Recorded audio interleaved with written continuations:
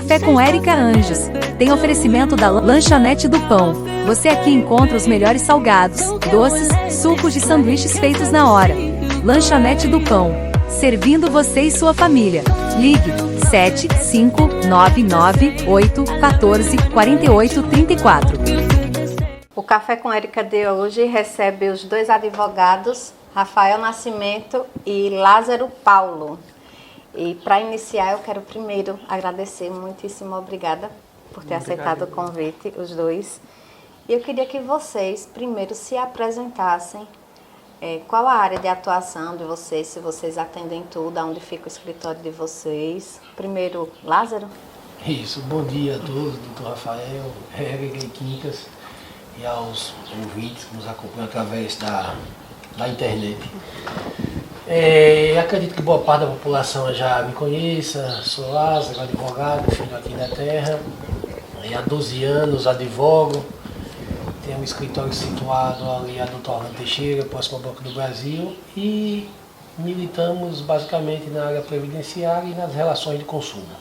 Direito civil, do consumidor. E temos prestado esse serviço aí ao longo dos anos. Basicamente 12 anos. Lázaro há 12 anos.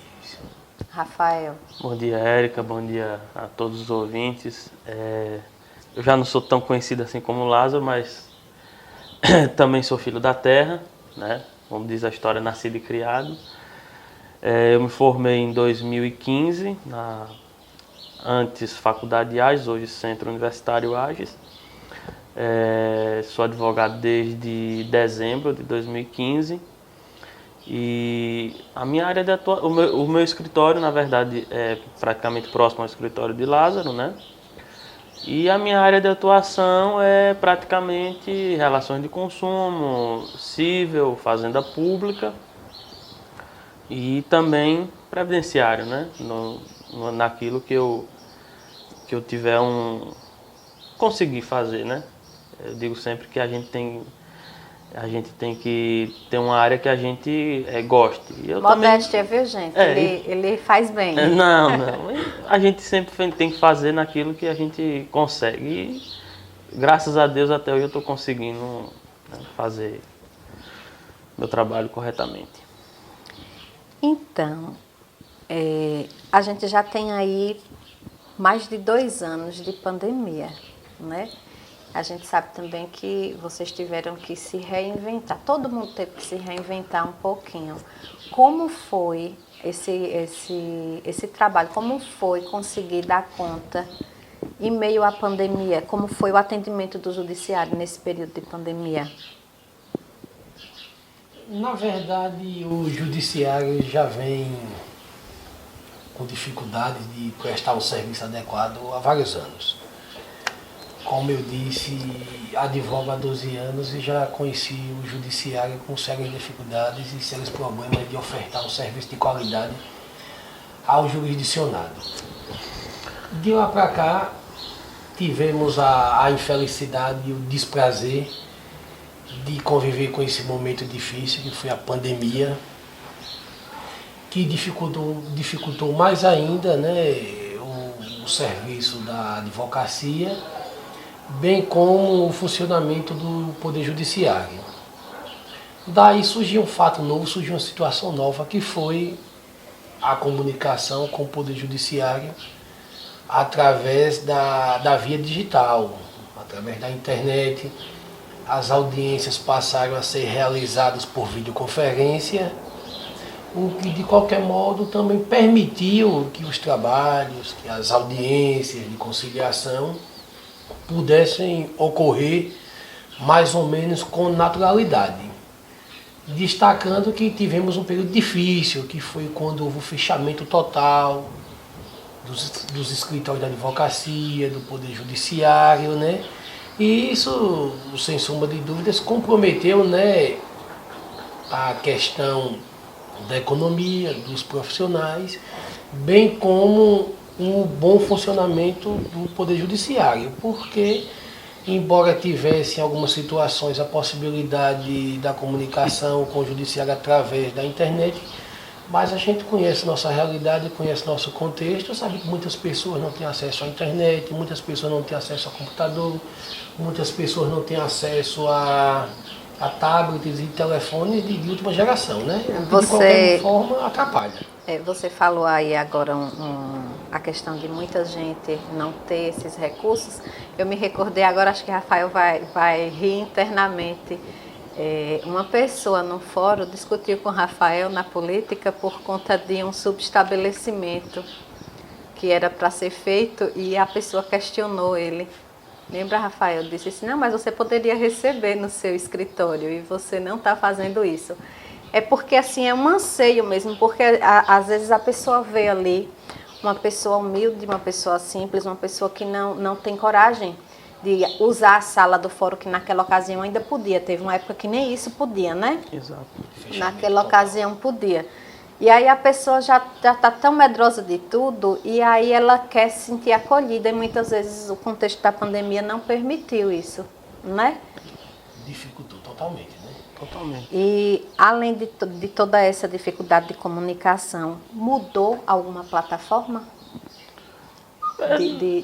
Para vocês que usam o judiciário, teve alguma plataforma que foi inserida nesse período de pandemia ou basicamente continuou igual? A plataforma que, vamos dizer assim, que incluiu foi a questão das audiências serem telepresenciais, né? E o tribunal disponibilizou um aplicativo chamado LifeSize, que ele é usado tanto na vara civil como na vara do juizado. Na vara crime eu não sei como é que ficou. Eu não vi até agora nenhuma audiência de instrução criminal. E na Justiça Federal, que é onde eu atuo pouco, mas atuo também, as audiências estão sendo feitas via WhatsApp. Faz uma chamada entre o juiz, procurador e os advogados e as partes, e é feito tranquilamente. Então a pandemia nesse sentido incorporou a tecnologia no dia a dia dos advogados. Obviamente que não vai substituir de forma geral, né? Mas teve pelo menos essa vantagem. O LifeSize, ele é uma plataforma do judiciário ou foi uma plataforma que o judiciário aderiu? Ou vocês não sabem dizer? Não sei dizer. Conheceu nesse período, Conheci nesse mas período. Não sabe se é do judiciário. Isso. E hoje, como é que está funcionando as comarcas já estão funcionando presencialmente na integralidade? Ainda está algum serviço online, outros presenciais? Como é que está sendo teve isso? Um decreto do Tribunal de Justiça, né, que restabeleceu, né, o atendimento presencial, né, ou seja, que o atendimento voltasse a ser aberto ao público, né? Mas como a gente estava vindo de uma fase, digamos assim, difícil, momento difícil, que foi essa adaptação, né, às plataformas digitais. Particularmente eu tenho ido bastante ao fórum e as portas estão abertas, pelo menos aos advogados.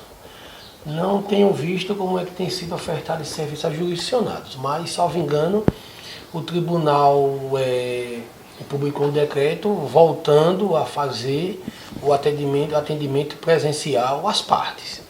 Isso é uma realidade. Não está acontecendo audiências, isso e aquilo, porque a comarca está desassistida por juízes titulares, né? Nós estamos sendo registrados no civil e no crime. Vamos chegar lá. Eu observei que vocês não falam muito da área crime, mas assim, todo advogado acaba tendo que atender tudo, né? E aí a gente viu nesse período de pandemia muitos homens e mulheres que estavam privados de sua liberdade poder voltar para casa. A gente sabe que quando eles estão presos, eles têm prioridade de júri. Com essa volta para casa, como basicamente vai funcionar? Eles perdem essa prioridade ou ganham essa prioridade de não acontecer o júri? Porque assim, quando eles estão lá, acontecer o júri é uma prioridade para eles. Eles na rua, não necessariamente, porque talvez eles também não tenham pressa mais, porque eles sabem que quando a gente fala em júri, fala em crime contra a vida, né? Então, muitas vezes eles provavelmente serão apenados de alguma maneira. Então, na outra ponta do que está em liberdade, tem uma família querendo o júri. E eles agora já estão mais confortáveis porque estão em casa. Como é que vai ser feito isso? Essas pessoas que receberam essa liberdade por conta de uma pandemia, agora elas voltam, elas aguardam em liberdade? Como ficou essa bagunça? Deixa eu fazer só um adendo aqui. É assim, veja, o fato de não estar acontecendo o júri não é pelo fato do réu, do acusado estar solto ou estar preso. Não está acontecendo o júri porque nós não temos juízes titulares. E juiz substituto não quer chamar para si essa responsabilidade de passar um dia, 2 dias presidindo um júri. O tribunal também tem botado muita gente na rua por conta do excesso de prazo, porque a justiça também tem um prazo para proceder à realização de audiências, de instruir o processo. Não pode ficar, o réu, o acusado, não pode ficar a bel prazer do Estado, da justiça. Tem um período que o Estado, o juiz, tem que analisar as provas e dar uma decisão. Por conta dessa ausência de juízes, de magistrados, o tribunal, os advogados têm impetrado o habeas corpus, o tribunal tem botado um bocado de gente aí na rua. Aí, no caso, isso aí você está colocando uma situação bem particular dos municípios que não têm juiz titular, que é o caso de Cícero Dantas. Cícero Dantas, a questão do excesso de prazo. E o tribunal faz isso. E voltando à questão da temática do júri, é como eu estou dizendo, os juízes substitutos não querem fazer isso. Não querem chamar para si a responsabilidade de presidir uma sessão solene, que é o tribunal de júri, é uma matéria complexa durante 1 dia, 2 dias. A razão é essa. E certamente a gente sabe que os réus que estão presos, eles têm prioridade na tramitação do feito, na questão da apreciação das revogações de prisão preventiva, sobretudo dos júris. Mas, em tese, a meu ver, não estão acontecendo por única e exclusivamente a ausência de juízes e juízes na comarca. Então, essa ausência de juiz, assim, é uma realidade que a gente tem que enfrentar aqui em Cícero Dantas. Exatamente. E vocês, enquanto advogados, estão vivendo essa infeliz realidade há quanto tempo? Há mais de um ano. Mais de um ano. Nós tínhamos 2 juízes anteriormente. Um foi promovido a uma comarca final, né? E o outro juiz que havia, ele pediu exoneração para assumir também o cargo de juiz, mas em outro estado. E aí, a partir daquele momento, nós ficamos, vamos dizer assim, órfãos de juiz titular na comarca. O tribunal designa juízes de outras comarcas para a cidade, certo? Mas é uma atuação, vamos dizer assim, precária, porque na maioria das vezes esse juiz que é designado, ele já está designado para outra comarca. Então ele, além de ter a titularidade dele, ele ainda pode estar substituindo em outra vara, na mesma comarca, ou então em outra cidade, e aí já acumula com outra comarca. Então acaba por, vamos dizer assim, não prestar a jurisdição de forma adequada, mesmo que precária. Eu achei interessante uma palavra que você colocou, que um juiz foi promovido a uma comarca de entrância final. De entrância final. E a gente sabe que isso aqui é um trajeto, né? A nossa comarca é uma comarca de segunda instância. Não, é uma comarca de entrância intermediária. Certo. Intermediária. Mesmo sabendo que é intermediária, o que é, assim, a gente consegue imaginar o porquê da resistência de os juízes não se habilitarem a vir para cá? Porque, assim, teoricamente é uma comarca que a pessoa gostaria de passar por aqui, porque sabe que aqui é o caminho para se chegar, de repente, à capital, né? Assim, basicamente falando de forma simples e sucinta, para a gente tentar entender, existe, né, a entrância inicial para os juízes que passaram no concurso, são muitas vezes comarcas distantes, remotas, a exemplo de Xorroxó, Macuré, Rodelas, esses lugares mais distantes. Essas a gente chama de... inicial, entrância inicial. É a criancinha que está começando a andar. Sim. Depois vem a entrância intermediária, que é Cícero Dantas, Ribeira do Pombal, eu acredito que Cipó, Euclides, já são juízes, digamos, com um pouquinho já de bagagem. E depois vem a entrância final, que são cidades maiores, né? Santo Antônio de Jesus, Feira de Santana, Camaçari e a própria Salvador. Aí o que é que acontece? Eu acredito que tinham tido há muitos anos que não se tem concurso para juiz, eu acho que 8, 10 anos. E o quadro é de defasagem, morrem, se aposentam, passam em outros concursos, vão para outras atividades. Então, segundo informações, já foram abertos aqui 17 editais.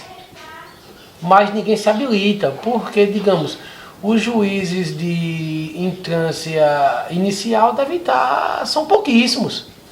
E já devem estar bem alocados, próximos de suas cidades, próximos de seus desejos, né? De suas cidades, digamos, de destino. Então, existem muito pequenos, acredito, de juízes em entrâncias, em comarcas de nome inicial, né? Por isso que a gente tem sofrido aqui. Esses últimos dias a gente viu uma movimentação da OAB, justamente reivindicando, né? Se manifestando em favor de que se tenha um juiz titular na comarca. Eu não entendo muito bem. A quem se faz essa reivindicação? A quem se pede? De quem se cobra? Como é que isso pode ser feito? Essa reivindicação tem que se cobrar, nós cobramos ao Tribunal de Justiça. É ao tribunal que cabe fazer a designação de um magistrado, ou então nomear outro juiz para cá. Recentemente teve um último concurso para magistratura, acredito que foi o ano passado, ano retrasado, e foram designados, se não me falha a memória, 100 magistrados para a comarca ou para o estado, e não houve nenhum juiz substituto para cá, entendeu? Então, num primeiro momento, eu acredito que foi para chamar a atenção do tribunal da dificuldade que a comarca está passando. Obviamente que não é só isso. Caso a situação continue como está, deve ser acionado o Conselho Nacional de Justiça.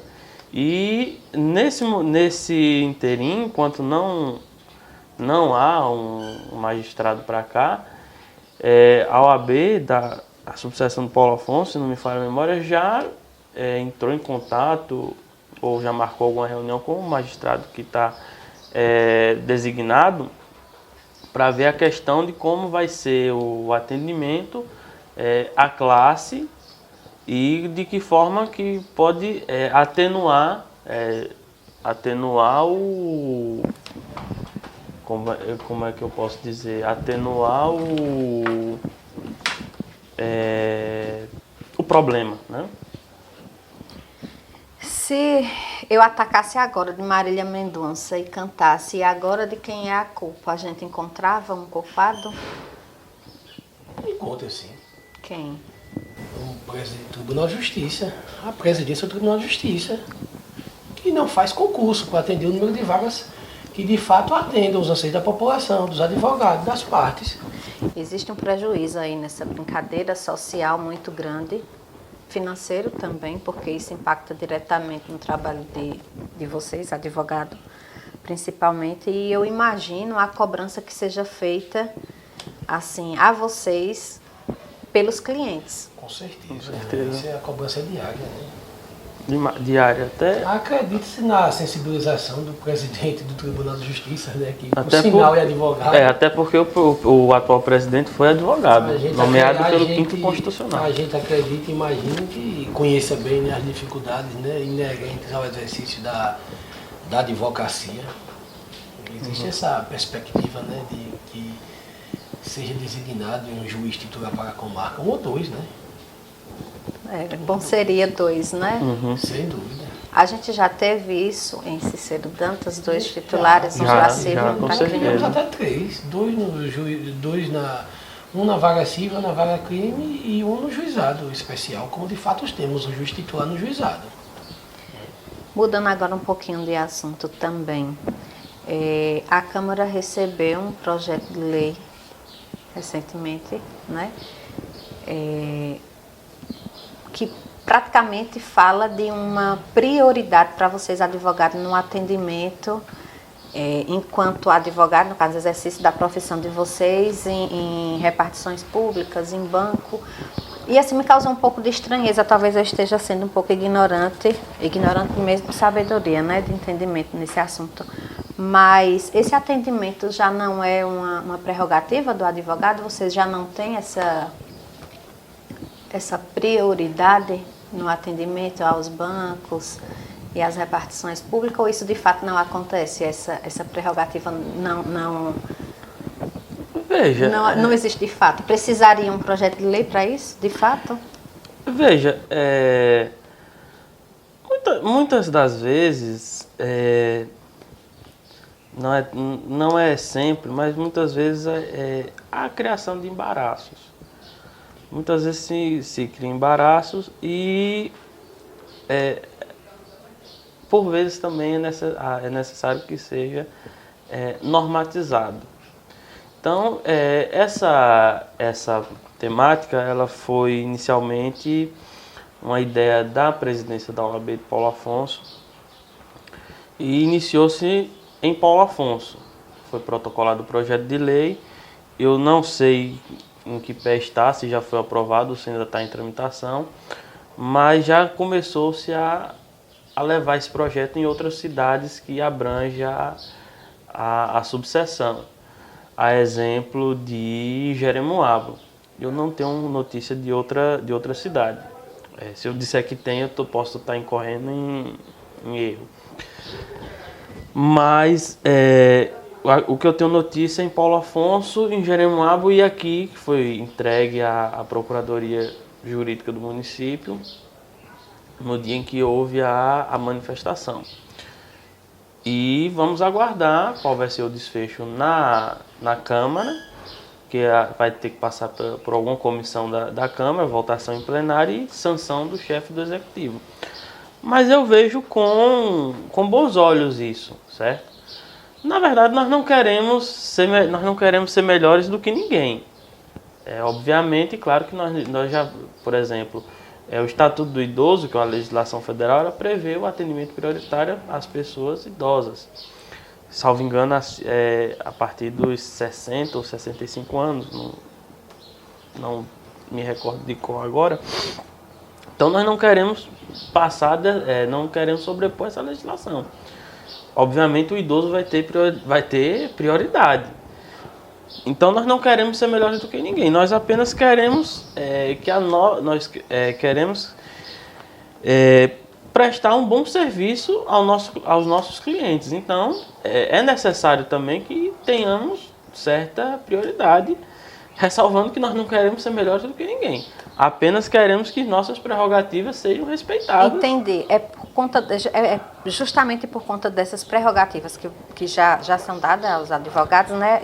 Eu fui dar uma olhadinha aí no artigo 103 da Constituição, 133. Né? 133.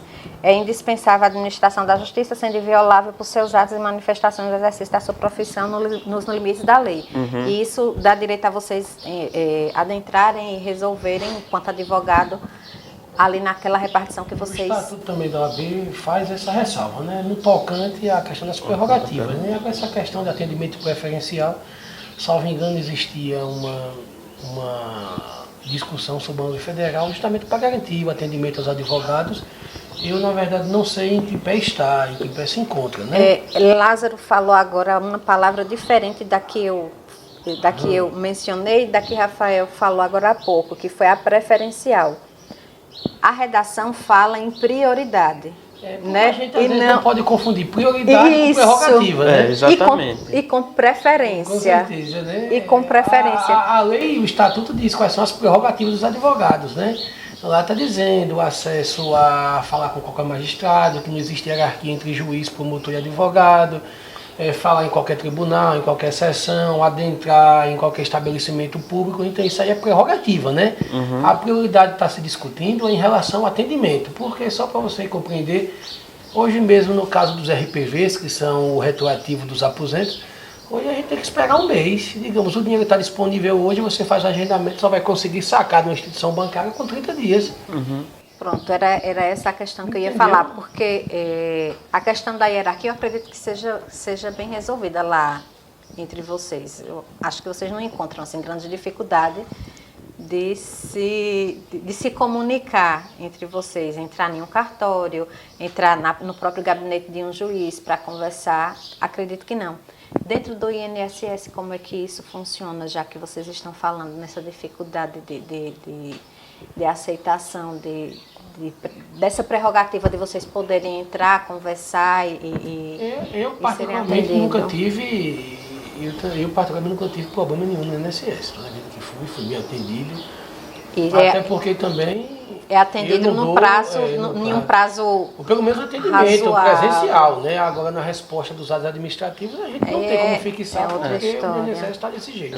Eu comungo também da mesma tese de Lázaro. Eu, particularmente, nunca tive problema com o pessoal do INSS, aliás, com nenhuma repartição daqui de Cícero Dantas. Graças a Deus, quando eu chego, sou bem tratado, a demanda que eu procuro resolver é solucionada.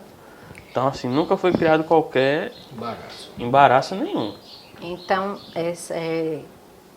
estamos tentando normatizar isso e é basicamente para o atendimento nos bancos. É onde se encontra um pouco mais de dificuldade. Tem uma dificuldade no atendimento, né? No agendamento dos alvarás, né? Pela demanda, pelo fluxo, né? As instituições bancárias não conseguem, né, dar uma resposta assim, digamos, rápida, né? Às partes, aos jurisdicionados, aos clientes e, sobretudo, aos advogados. Certo, o Café com Érica vai terminando por aqui e eu queria abrir agora um espaço para cada um dos dois falarem ou reivindicarem ou deixarem um recado. A oportunidade que vocês têm agora de falar qualquer coisa que eu não tenha dado a oportunidade que se fizesse no decorrer desse nosso bate-papo. Só de agradecer, né, de agradecimento, né, pela oportunidade de falarmos, de discutirmos, de termos essa conversa saudável, né, sobre um tema importante e que tem penetração na vida de todo mundo, toda a sociedade.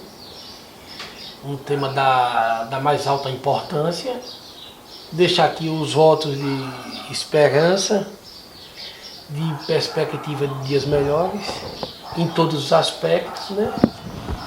E torcer para que o Tribunal de Justiça designe 1 ou 2 juízes para atender às demandas, atender às necessidades da população. Até porque existem, né, na vida cotidiana aquelas situações que podem esperar, que podem aguardar, e aquelas que são de cunho emergencial.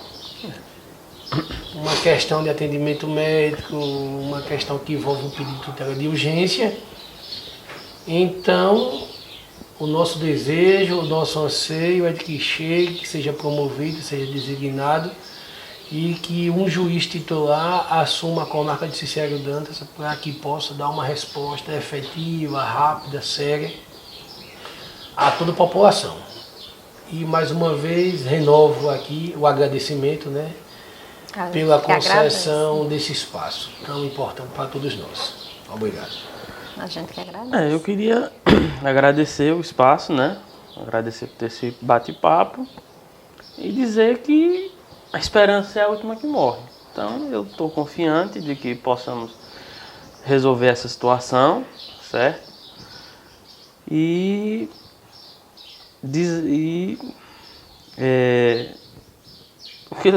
Praticamente o que eu ia dizer, Lázaro falou, mas que vamos em frente e continuar na esperança de dias melhores. Muito obrigado.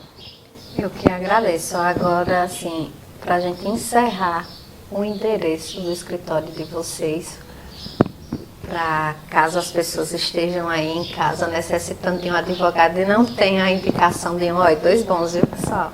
Lembrando que o nosso escritório está localizado ali na Dr. Orlando Teixeira, né? Frente à Valentim Elétricos, próximo ao Banco do Brasil, número 70, aqui na cidade de Cícero Dantas. O meu escritório ele fica praticamente perto do escritório de Dr. Lázaro, próximo também ao Banco do Brasil, no cruzamento. É o prédio onde fica a ERG, né? Primeiro andar, entrada pela lateral, segunda sala. Café com Érica de hoje teve o oferecimento da Lanchonete do Pão, 20 anos levando qualidade às suas famílias. E se por acaso eu te convidar pra tomar